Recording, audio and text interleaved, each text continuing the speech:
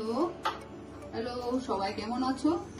তো আজকে আমি দা হাউস কিচেন কর্নারে চলে আসছি মিষ্টি কুমড়ের একটা রেসিপি নিয়ে। তো রেসিপিটার নাম হবে মিষ্টি কুমড়ের কুপ্তা।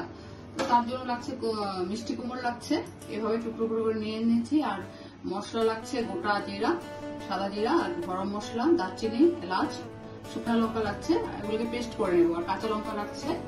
আর এই করার জন্য ছোলার ডাল লাগছে, আর কাজু বাদাম পোস্ত পেস্ট করে রেখেছি, দই লাগছে, আর ছানা লাগছে। তো আজকে আমার রেসিপিটা মিষ্টি কুমড়ের কুপ্তা করব। তো আপনারা দেখুন কেমন করে আমি করছি, ঠিক আছে? আর আমার রেসিপিগুলো কেমন হচ্ছে বলবেন।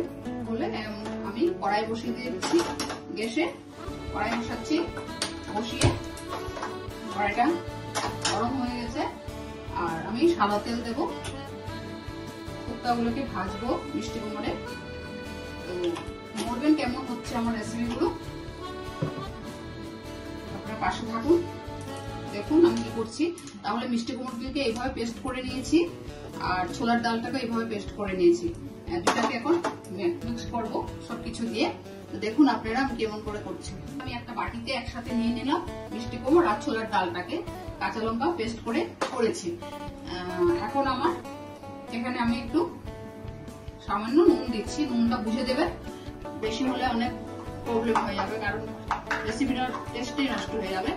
তার জন্য নুন, হলুদের গুঁড়া, আর ভাজা মশলা আমি বলেছিলাম না, সবকিছু গোটা, গরম মশলা, এলাচ, দারচিনি, গোটা জিরা, এগুলি সব ভাজা মশলাটা আমি এখানে দিয়ে দিচ্ছি, দেখুন। আর একটু জিরা গুঁড়া দিচ্ছি, একটু ধনিয়া গুঁড়ো দিচ্ছি, দিয়ে এখন এটাকে কাঁচা লঙ্কা দিচ্ছি, এভাবে কাঁচা লঙ্কা দিয়ে দিলাম।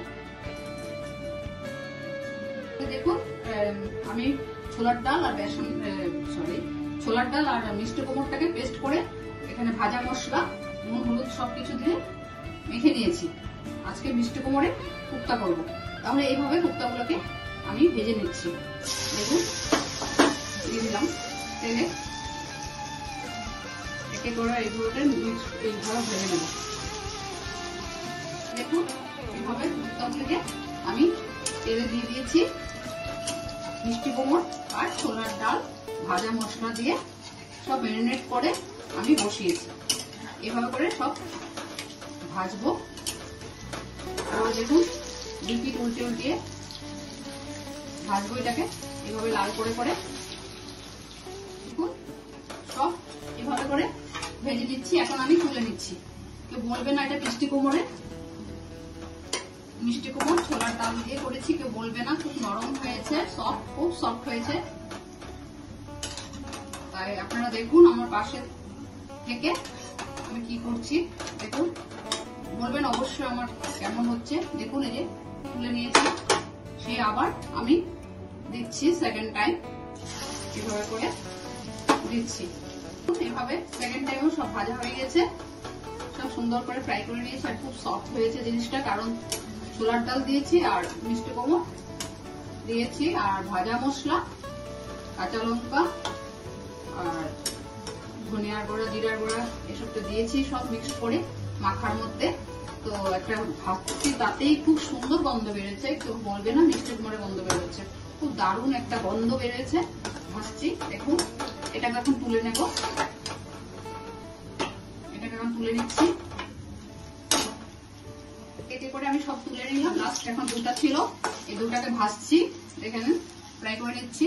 দেখুন এটাও লাল হয়ে গেছে, দুই পিঠে লাল হয়ে গেছে। আমি এটাকেও তুলে নেব।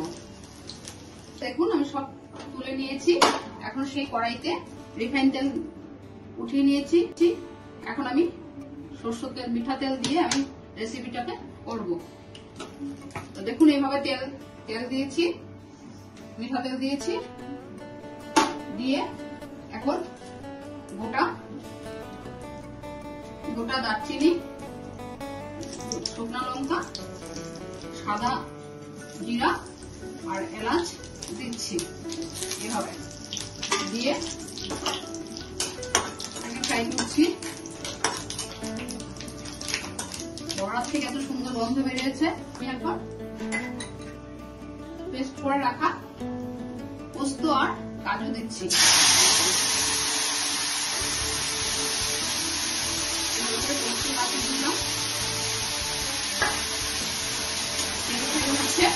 পোস্ত কাজু তেল ছাড়ছে।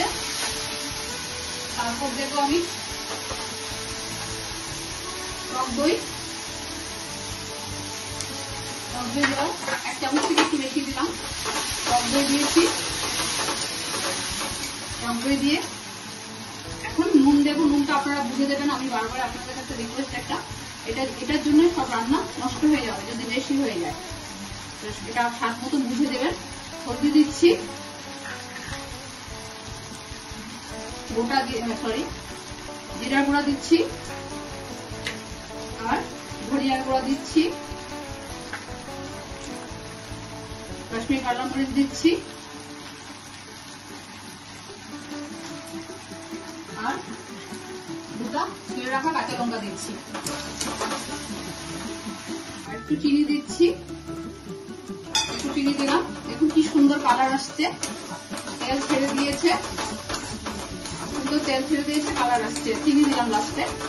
এখানে কাজু বাদাম আর পোস্ত পেস্ট করে দিয়েছি আর দই দিয়েছি আর সমস্ত মশলা যা আছে জিরা ধনিয়া আর নুন হলদি সব দিয়েছি।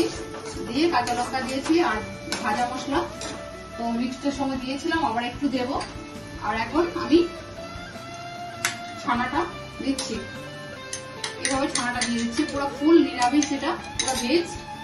নিরামিষ দিন করলে কোনো প্রবলেম আসবে না। সুন্দর পুরো ভেজ, দেখেছেন কি সুন্দর কালার আসছে। সব দিয়ে দিলাম, দিয়ে জল দেবো। সব কষানো হয়ে গেছে, তেল ছেড়ে দিয়েছে। আমি এখন একটু ভাজা মশলা দিচ্ছি। যখন মেখে বড়া করে কুপ্তাগুলি করেছিলাম ওখানে দিয়েছি, এখন একটু দিয়েছি আবার ভাজা মশলা দিয়ে। এখন আমি জল দিচ্ছি। দেখুন জল দিচ্ছি, দিয়ে এটাকে 10 মিনিট কষাবো। অত্যন্ত গন্ধ বেরিয়েছে, এখন তো আরো গন্ধ বেরিয়েছে। সব মশলাগুলি কষানো হয়ে গেছে। আমি এখানে কুপ্তাগুলোকে দিয়ে দিচ্ছি। দেখুন কড়াইতে কুপ্তাগুলো দিয়ে দিলাম। এখন এটাকে 10 মিনিট আমি রেখে লাস্টে আমি ঘি আর গরম মশলা দিয়ে নামিয়ে ফেলবো।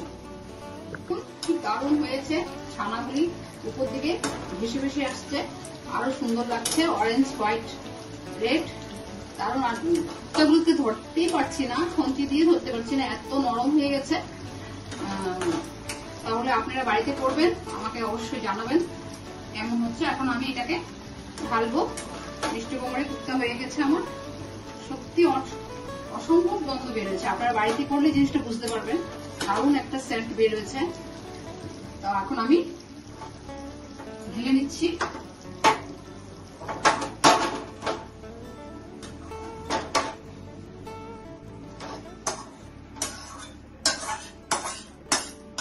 এভাবে করে আমি ঢেলে নিলাম। ঢেলে নিয়েছি। ঢেলে এখন আমি ঘি দিচ্ছি। ঘি দিলাম, ঘি দিচ্ছি। এভাবে করে ঘি দিয়ে দিলাম। ও দারুণ। আমি নিজে বানিয়েছি তার জন্য বলছি না, খুবই সুন্দর হয়েছে। আপনার বাড়িতে করবেন তখন বুঝতে পারবেন। এখন গরম মশলা ঘি দিলাম, এখন গরম মশলা দিয়ে দিচ্ছি উপরে। দারুণ হয়েছে, কালারটা দারুণ, স্যান্ডটা ভালো হয়েছে। দেখুন তাহলে আজকে